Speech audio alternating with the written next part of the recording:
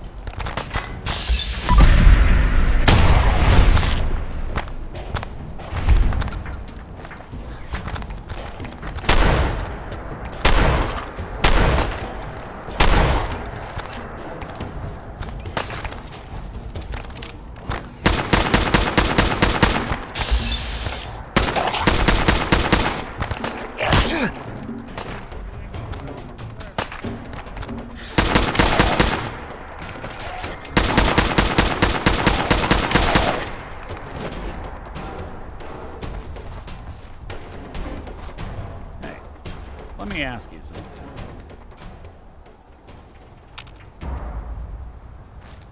Sure, ask away. It's just, with everything that's happened with you and your family, it's a whole hell of a lot to process. I wanted to make sure you're holding up all right. I don't know, Nick. My family's in tatters. I've been dropped into this place where everything's trying to kill me.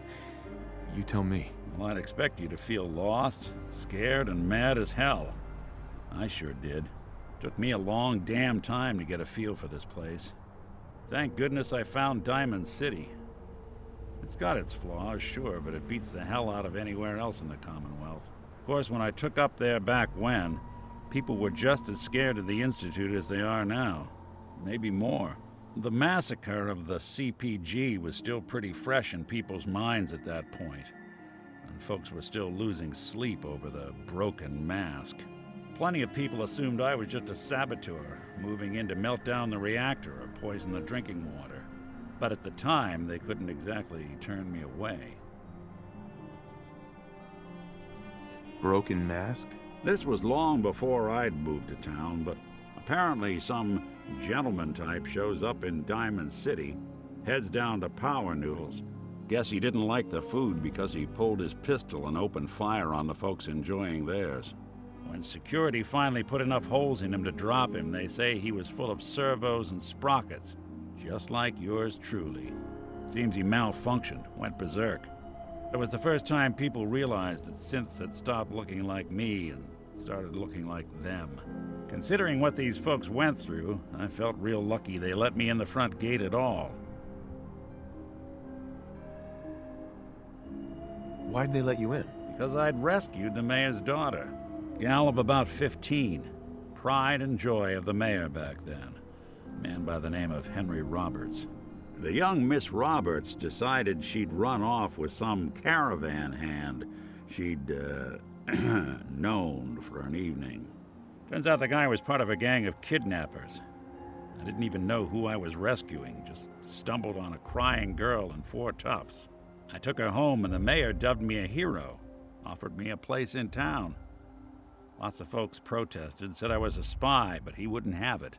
Taking up in the city was tricky at first, but I never tried to hide what I was, and people seemed to warm to that.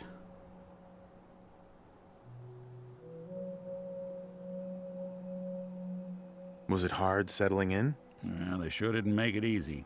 I started off doing the jobs no one else wanted. I got more banged up being Diamond City's handyman than I ever did living out in the ruins. But I guess folks never forgot I rescued the mayor's daughter, so they started coming to me when people went missing. Wife runs off with a new paramour and takes the rent money with her. Talk to the synth. An upset father decides moving him and the kids to Good Neighbor in the dead of night's not the worst damn idea since the bomb. Go get Nick. After a while, the jobs got so backed up, they didn't even ask me to do the handyman stuff anymore. Hell, I was so happy to do it, it was months before I started charging anyone. I never stopped being Nick the Synth, but it was Nick the Detective folks came to see. It was about then that things finally started feeling normal. It took me a long time to realize that home is where you make it. And with some time and effort, this place can be home for you, too.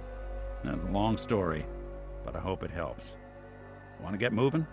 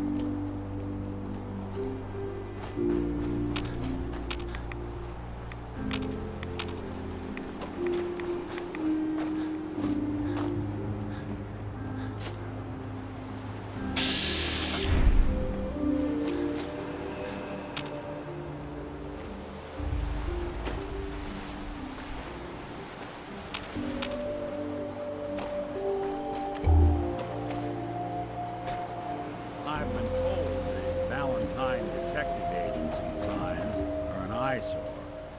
But they sure bring in the business.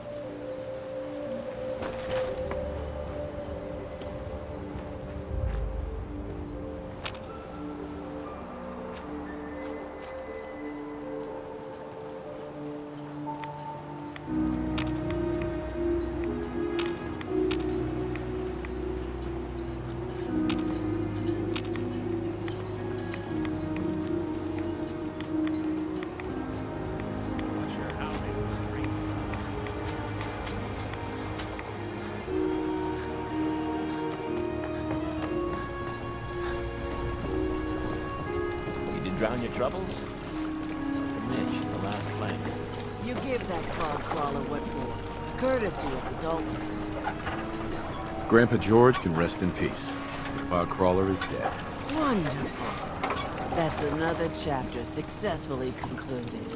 You truly are the heroic avenger I hoped you were. With that fog crawler gone, we can send some folks up there to get the place ready for you. That's right.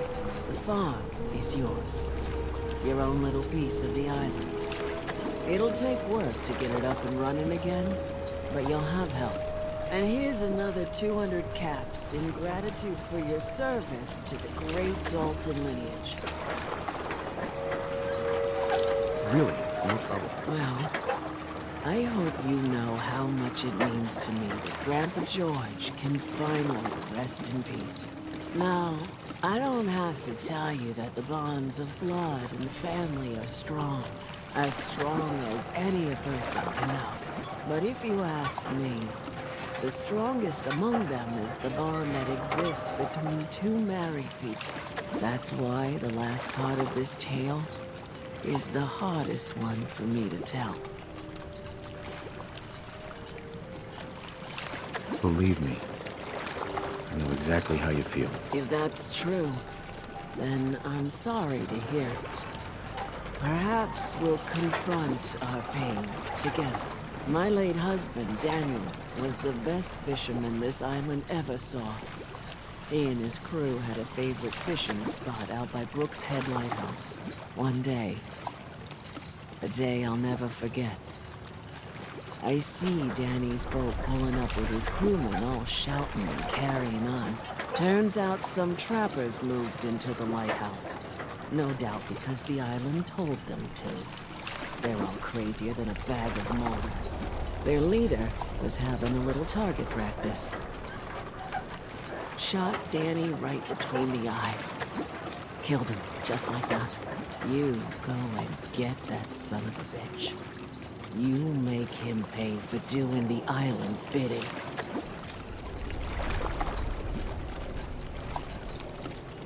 I'll make that trapper pay. All right, then. Remember, trappers may be half crazy from the fog, but they still know how to use a gun.